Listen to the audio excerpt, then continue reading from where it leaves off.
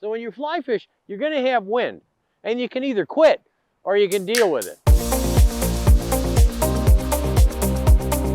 Some of the best fishing can be on windy days.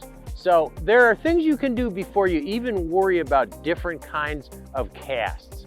One of the things you should do is to shorten your leader and go to a heavier tippet. A longer leader is going to get ballooned by the wind, it's going to blow around, and if you shorten that tippet and go to a slightly heavier tippet, your fly is going to be a lot more precise and there's a lot less chance of hooking yourself. Now, you may catch slightly fewer fish because you're using a heavier tippet. Maybe you don't want to go to a heavier tippet, but going to that shorter, heavier tippet is going to save you in the wind.